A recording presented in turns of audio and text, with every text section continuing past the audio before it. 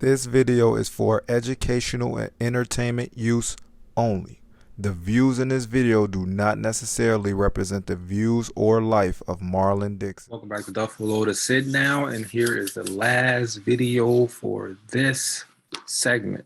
I'm gonna end it with this: housing, the market, rate hike, unemployment. To tie them all together, let's end it with student loan debt. Let me share my screen so we can see what this is talking about.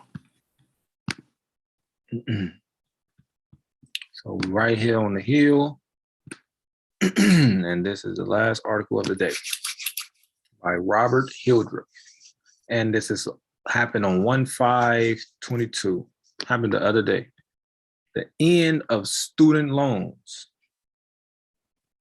When it comes to student loans, President Biden is acting like Lucy removing the football, just as naive Charlie Brown is proceeded to kick it.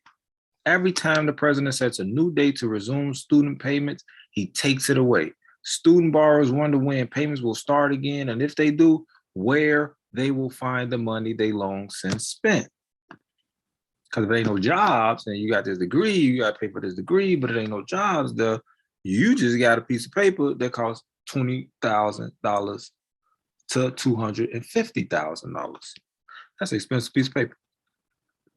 Even though I got a few of them, but I'll tell you about that. Delaying payments is not a policy. It is the absence of a policy, but it does make almost certain that student loans will go unpaid. A loan without discipline, without enforced rules, is just silly. The student loan program always was. It was lending to 17-year-old kids without any credit checks, based on a hope and a prayer that the kids would find a way to repay it in the future without having any idea what principal and interest, tenures, and defaults really mean. Look at that. Sound like that. You gotta say that again. The student loan program was always silly. Why? It was lending to 17-year-old kids. Notice they're not using children. Kids without any credit checks, based on a hope and a prayer that the kids will find a way to repay it in the future without having any idea what principal and interest, tenures, and defaults really mean. They don't even know nothing about these loans. You 18, 17, get ready to go off to college, you don't know nothing about these loans. Now, you just know that they helping you to pay for school. And when they help you to pay for school, you gotta get a job to pay for the student loan that you got to pay for you to go to school. So you're paying for school to get a job to pay for you to go to school. You get it? And it's always been silly. People not understanding why they're saying that. Now the administration needs to salvage what it can, just like it had to retreat to the airport in Kabul. It has to accept loan forgiveness. Let's not forget, he campaigned on forgiving a minimum of $10,000 per person federal student loans. He campaigned for it, hasn't happened yet, but you guys got to understand the airport in Kabul. See how he's saying they retreated, they left Afghanistan. Check out the other videos. If the administration doesn't accept this reality, it may suffer widespread defaults on new repayment date on May 1st. Of course, it could ramp up enforcement by its debt collectors, but where would it put all the cars they seize from the delinquent student borrowers? So now you can't pay your student loan debt, but you got a car. So they're going to seize your car, but it's millions of borrowers. So they're going to go take everybody millions of cars and millions of whatever assets they think that they have. What they going to do with all this stuff? I told you, you guys have to know debt prison. That's going to be a thing. You in debt, you have to go here to work off your debt. 13th Amendment, slavery or involuntary servitude is abolished unless you have been duly convicted of a crime. So if being in debt becomes a crime and you in debt, you could be a slave. You're a slave debt, but you're going to be ready to go to prison for it. So meanwhile, Vice President Harris is calling for new ideas around student loans for thinking out of the box. When she was running for president, Harris suggested loan forgiveness for those borrowers who started businesses in disadvantaged areas. Its emphasis on entrepreneurship was commendable, but it was always hardly a comprehensive solution. It has some similarities to the program of public service forgiveness, where people choose careers not on their desire or ability, but as a means to avoid debt. So when they say this, when they talking about this program, the public service forgiveness program, people graduate out of college and they go work for the government. If you work for the government for 10 years, then you pay your minimum payment every month for 10 years and working for the government for those 10 years, then they forgive everything else. So now this incentivizes a lot of people that can't afford these loans to go out and work for the government, because after I work for them for 10 years, then they're going to forgive my loan. So now you start off at 17, you went to school for 4 years, now you're 21. Now you work for the government for 10 years, you get out of that at 31. But if you've been moving up, you may stay in it. It has some similarities to the program. Okay, these prescriptions try to ease students out of a problem they never should have had in the first place and place them in another if they don't like being a teacher or government lawyer. I'm in law school right now, so I'm already understanding this. And let me tell you something personal real fast, you guys. I told myself when I graduate law school, I want to already be worth more than what my student loans is. So that way I'm not forced to go take a job that I don't want.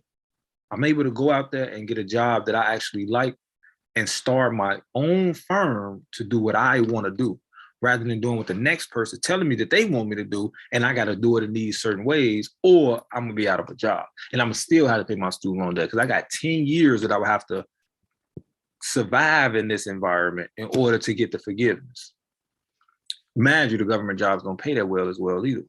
So just throw that in there. Like it says, these prescriptions try to ease students out of a problem they never should have had in the first place and place them into another problem if they don't like being a teacher or a government. So you gotta be a teacher. You gotta go work for the public. So if you work for the public, then you get forgiveness. You gotta do it for 10 years though. You gotta always remember that. But the vice president is right about thinking outside of the box. The good news is that it is possible to remove the burden on students and save the higher education system. For instance, how about no longer charge students interest, but instead invest in their principal payments to earn the return? Or why not have employers match the students' debt payments of their workers like they do for Social Security and payroll deductions? After all, they directly benefit from what the students learn in college. And let's have the government start treating families like adults by sending them the money their children borrow rather than skipping over them to send it to the colleges like they do now. If the students and families are mature enough to repay the debt, aren't they mature enough to receive the money in the first place? So now think about that. You will let this 17-year-old take out this $20,000, $50,000, $60,000 loan, pay for them to go to school, ain't run their credit or none of that, but you won't give it to their parent, or you won't give it to them to try to invest, and they still got to pay the money back anyway. Makes no sense. But they've been doing this for that many years. If the government put the money into tax advantage 529 accounts, it might also encourage people to save. With a portion of this money, families could even hire counsel to negotiate tuition with colleges, because you ain't going in there negotiate with them. Hey, look, it's $100,000 a year. You ain't going in there and saying like 100,000. I got about like 82. 82, I can meet y'all at 82. Like, I mean, I'm bringing this to the college. So because I'm bringing this to the college, I think I should have a little something up. Nobody is doing that. Well, people are doing it, but everybody ain't doing it. Just as unions fight for increased wages, families could fight to decrease college costs, because college costs is going higher than inflation. Today, all of these commonsensical ideas lie scattered outside the box, but none of them are new. Like Lego pieces, they could become building blocks to make a shiny new way to finance college. It's crazy. Now, what the vice president recommended was, she said, if you make a business in a disadvantaged area, so if you made a business in a disadvantaged area, then you can end up getting some of your student loans forgiven, right? They letting 17-year-olds take out all these loans, right? if you originally understand who was going to university, who was going to colleges and all this and all that, it was the rich that could afford it. There was no student loans. So when they understood that, hey, we can get them to take out these loans and then they get interest put on the loans the whole time they're in school. So if they're in school for 4 years, that 6.8% interest is going on that loan for those 4 years. And then it's compounded because it's going into the principal of the prior year. And then the next year is going to be in the principal. So that's going to be more that's going to end up being taxed for the interest of 6.8%. So, hey, we could go ahead, let them do this and we could give them the loans in hopes that they would get a job. And if they don't get a job, they still got to pay back the loans. And if they can't pay back the loans, we'll keep them on this interest for that loan because they got to pay back these loans or they got to refinance the loans. Well, anywhere it go, they still gonna have to pay back the loans. But if you see it's $1 trillion worth of debt because of education, you trying to go get an education and you got to pay to go get an education. Not only do you got to pay the tuition to just to go sit in the class, you got to pay for the books. You got to pay for the pens, the pencils, the pads. You got to pay for everything that you need just to go sit in this class. And in law school, in reality, you teaching yourself. The teacher is there to guide you, but in reality, you teaching yourself. So how ironic and crazy is that when you in these universities, in reality, you got to go home and read that homework. You got to do all that understanding, not them. You got to go do that. But they charging you just to come sit in their classrooms next to other people. And in front of their teacher that's going, yeah, this is the lesson, you guys. But let's go back with what I just said. The rich originally was the ones that was going to college. If they keep going the way that they going right now, they gonna not just cancel the student loans where it's all you ain't gotta pay. No, they gonna cancel the whole student loan program, which means ain't gonna be no way that people gonna get student loans. So how people gonna pay for themselves to go to college? Now you gotta get a scholarship. You're gonna have to be super smart to get a scholarship fully paid, or your family gonna have to hire some money. Because normal, regular people not gonna be able to get ready to go to college in the future. Little people know.